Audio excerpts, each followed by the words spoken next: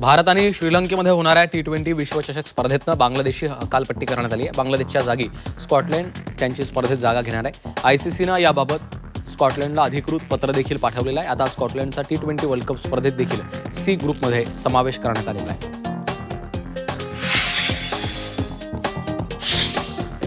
गुवाहाटीमध्ये आज भारत विरुद्ध न्यूझीलंड यांच्यात तिसरा T20 सामना रंगणार आहे। भारत सध्या 5 सामन्यांच्या T20 मालिकेमध्ये 2-0 आघाडीवर आहे। त्यामुळे आजची लढत जिंकून मालिकेमध्ये विजय आघाडी घेण्यासाठी भारतीय संघ प्रयत्नशील असेल। मात्र दुसरीकडे न्यूझीलंड आजची लढत जिंकून स्पर्धेतलं आव्हान कायम ठेवण्याच्या इराद्याने मैदानात उतरेल।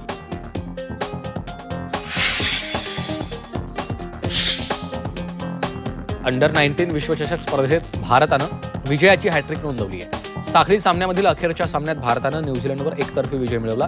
भारतानं न्यूझीलंडचा 7 गडी राखून पराभव करत विजयाची नोंद केली।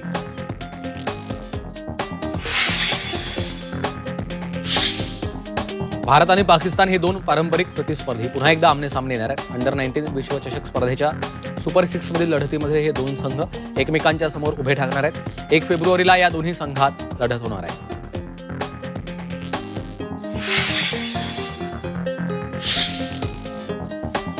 ऑस्ट्रेलिया महिला संघाविरुद्ध होणाऱ्या कसोटी सामन्यासाठी भारतीय महिला संघाची घोषणा झाली आहे। संघाच्या कर्णधारपदी हरमनप्रीत कौर तर उपकर्णधारपदी स्मृती मंधाना कायम आहेत। तर निवड समितीनं कसोटी सामन्यासाठी प्रतिका रावल, वैष्णवी शर्मा, अमनजोत कौर, क्रांती गौडला संघात स्थान दिलं। 6 मार्चला ऑस्ट्रेलियाविरुद्ध भारत कसोटी सामना रंगणार आहे।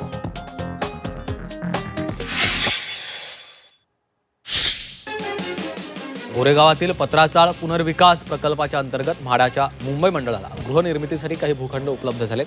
यापैकी 4 भूखंडावरील घरांच्या प्रत्यक्ष कामाला लवकरच सुरुवात होती आहे, तर 2 भूखंडांवरील गृहनिर्मितीचा प्रस्ताव राज्य सरकारच्या मान्यतेच्या प्रतीक्षेत आहे।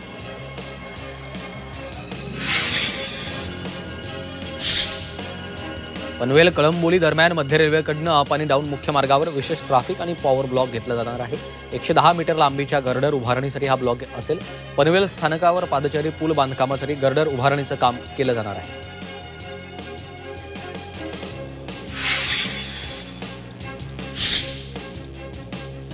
विकेंडला मडगाव मुंबई विशेष साप्ताहिक गाडी धावणार आहे। प्रवाशांची अतिरिक्त गर्दी लक्षात घेता रेल्वेनं हा निर्णय घेतलेला आहे। यामुळे कोकण मार्गावरील प्रवाशांना दिलासा मिळणार आहे।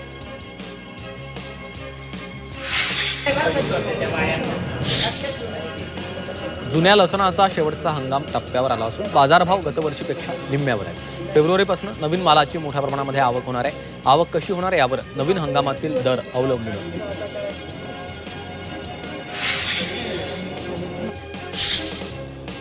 राज्यातील सहकारी आणि खासगी अशा 204 साखर कारखान्यांमध्ये आतापर्यंत 725 लाख टन ऊस गाळप झालं।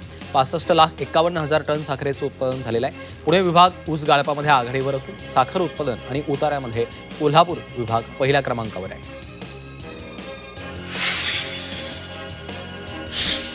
कल्याण रेल्वे स्थानकामध्ये रेल्वे कर्मचाऱ्यांनी प्रवाशाची रोख रक्कम आणि 4 लाखांचे दागिने असलेली हरवलेली बॅग शोधून सुरक्षितपणे परत केली। मध्य रेल्वेच्या कर्मचाऱ्यांनी प्रामाणिकपणाने प्रवाशाची हरवलेली बॅग परत केली आहे। पथकानं दाखवलेल्या प्रामाणिकपणाबद्दल मध्य रेल्वे प्रशासनाकडून कौतुक केलं जात आहे।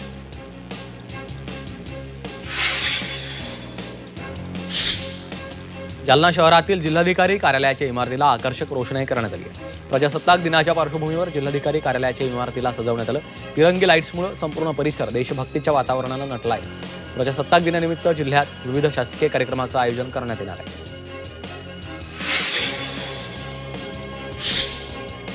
पिंपरी चिंचवड महापालिकेची मुख्य इमारत प्रजासत्ताक दिनाच्या पार्श्वभूमीवर आकर्षक विद्युत रोषणाईने सजवण्यात आली। तिरंग्यामध्ये केलेली रोषणाई नागरिकांचं लक्ष वेधून घेते। महापालिकेकडनं प्रजासत्ताक दिन मोठ्या उत्साहात साजरा केला जाणार आहे।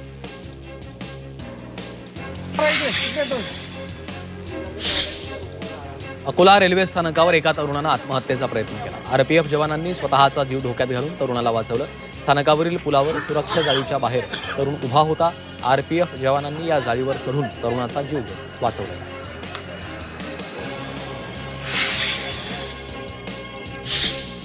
1945 ते 2017 या काळात जगभरात 2,500पेक्षा अणुचाचण्या करण्यात आलेल्या। यामध्ये याच्या परिणामामुळे कर्करोग आणि इतर आजारांमुळे जगात 40 लाख जणांचा अकाली मृत्यू झाला। NPA या मानवतावादी संस्थेच्या नव्या अहवालात ही माहिती देण्यात आली आहे।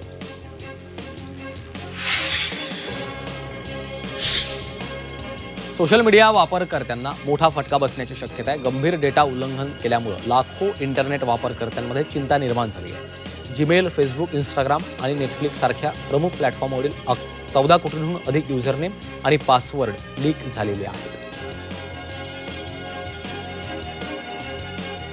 एलन मस्कच्या नावानं मुंबईमधील एका महिलेची फसवणूक झाली आहे. एका व्यक्तीनं स्वतःला एलन मस्क असल्याचं भासवत पीडित महिलेला लग्नाचं आमिष दाखवलं. या व्यक्तीनं महिलेकडनं 16 लाख रुपये लुबाडले. आता गुन्हा दाखल करण्यात आला.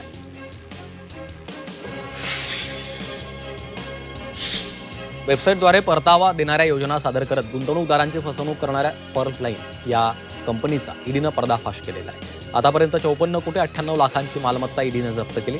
या योजनेच्या अंतर्गत देशभरातील 80 लाख गुंतवणूकदारांची फसवणूक झाली आहे.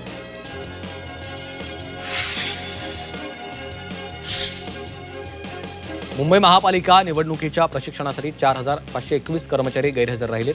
या कर्मचाऱ्यांना पोलीस कारवाईच्या सोबत 500 रुपयांच्या आर्थिक दंडाला देखील सामोरं जावं लागणार आहे. महापालिका प्रशासनाकडनं पोलिसी कारवाई संदर्भात सूचना देण्यात आल्या आहेत. कल्याण डोंबिवली महापालिका निवडणुकीच्या कामासाठी महापालिकेनं 7,000 कर्मचाऱ्यांची नियुक्ती केली होती. या कर्मचाऱ्यांना निवडणुकीच्या कामासाठी हजर राहण्याचे आदेश बजावले होते. ज्या कर्मचाऱ्यांनी निवडणुकीच्या कामाला दांडी मारली त्या कर्मचाऱ्यांवर कारवाई करण्यात आलेली आहे.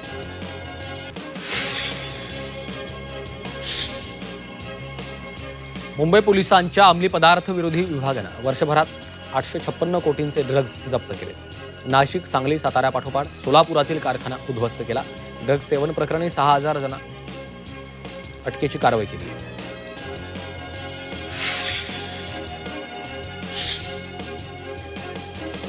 देशातील सर्वात मोठी विमान कंपनी इंडिगो विरोधात मोठी कारवाई करण्यात आली. इंडिगोचे 700हून अधिक उड्डाणं रद्द करण्यात आली आहेत. एअरलाइन्सच्या हिवाळ्यातील उड्डाणांमध्ये कपात करण्याचे आदेश देण्यात आलेले होते.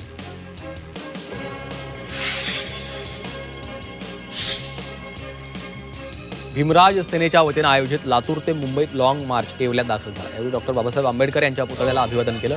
लातूरमधील एका 12 वर्षीय चिमुरडीची हत्या झाली होती. या हत्येच्या निषेधार्थ चिमुरडीच्या कुटुंबियांना न्याय मिळावा यासाठी लॉंग मार्च काढला आहे.